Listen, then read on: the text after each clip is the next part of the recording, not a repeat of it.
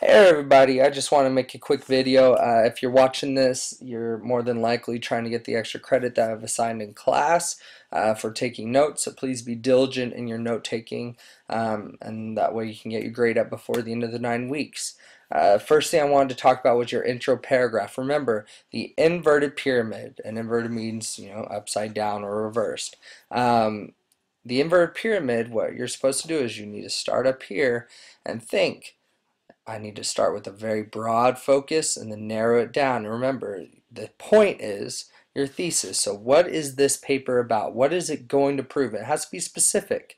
I'm going to give an example in just a minute, but I just wanted you to remember what it looks like. Let's go down, however, to our four-square model. Now, obviously, the middle square is missing because that is the inverted pyramid. That's your introductory paragraph. However, let's talk about our body paragraphs. 3 things to remember for each body paragraph. You have to have a claim, you have to have evidence, and then you have to summarize everything. Now let me explain each thing. Your claim, what is that paragraph about? So each paragraph you're going to have a reason to write that paragraph, and usually your reasons revolve around what evidence did you find. Then you're going to have your evidence. So according to Bill Murray, we should not have this, and you would put the direct quote. Remember, we're using a direct quote, so it has to have according to and tell you the reader where you got that information, and then it needs to be a direct quote. And then you're going to go through and summarize everything. And like we've discussed in class, this means your idea and why it supports your claim, or like I like to say, your paper's claim. Be sure to understand that when you're talking, you're not talking as an I or a me or anything like that. You're sort of talking like a godlike figure. People should not. Imagine it's the paper talking, not you. I know that's hard. And then you need, in your second body paragraph or your third overall paragraph, a counterclaim. So this is a reason to bring against your claim, but talk about why it still supports your claim, and that means why is that not a very strong argument. And here's the key, now you need a strongest claim. So in addition, and this needs to be your strongest piece of information, so be sure to understand that you need to have everything structured just like this, or else it will not work properly. Okay, let me go to an example right now. I've opened up a Word document to kind of show you what this would look like. So let's imagine that this paper is, we could just make up a topic. We'll use the one we had in class. Should schools force students to wear school uniforms?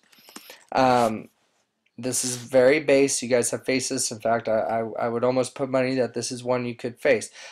So first thing you have to do, answer the question. And answering that question is your thesis. So let's assume I want this paper to claim, no, we should not be forced to wear school uniforms. So just rephrase the question.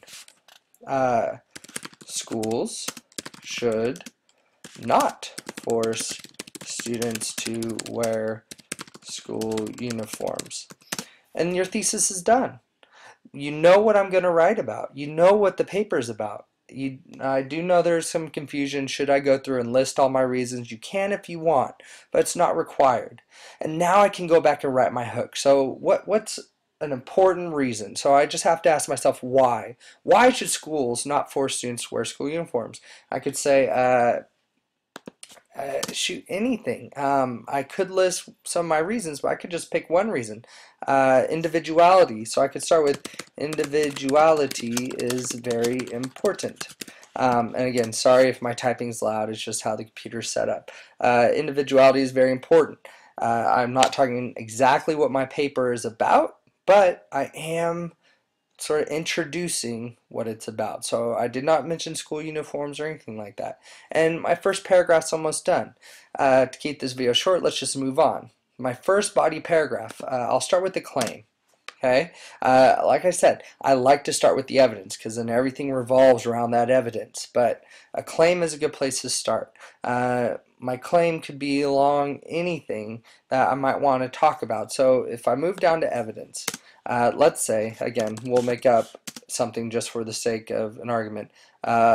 Bill Murray stated in his article that, and then I'll be sure to have a direct quote, don't forget the comma here, the average school uniform costs, I don't know, let's just say $205. That could be my evidence, and again, that's something I stole, and I didn't steal, but I took directly from the text. Okay, now I can go back to my claim. So all I have to do is ask myself, what is this about? What is that arguing? Okay, the key word here is costs, and I could just say school uniforms are very expensive. Now my paragraph's almost done. Now I just have the key thing I gotta do, summary. Now how do I summarize things? All I have to do is think about what or how does this piece of evidence prove my original thesis. So what's my original thesis?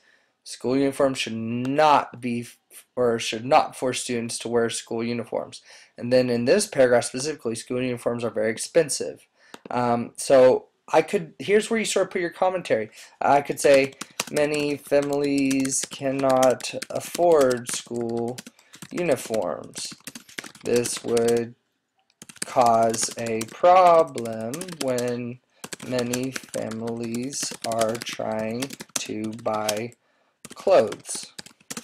That's not a very strong support or summary, but it is a summary. I'm telling the reader why the average school uniforms cost matters. Okay? So many families can't afford it. That's the reason why it matters. Okay? Just moving on for the sake of time, the next three paragraphs would be fairly simple. Counterclaim, and counterclaims, don't be confused, kind of has the same formula. You have your claim, you show the evidence, which is your counterclaim, again, taken directly from the text, and then you'd say many families, or who wants to say many families, but you'd summarize it and tell why that is a counterclaim. And then you present your strongest claim. Again, usually these are the ones with the statistics, but do not take anything out of your own head. Find things in the text and then your conclusion. And we've discussed all this. If you have any questions, please come talk to me. I will be more than happy to help. Again, good luck on your homework and good luck on the test probably tomorrow.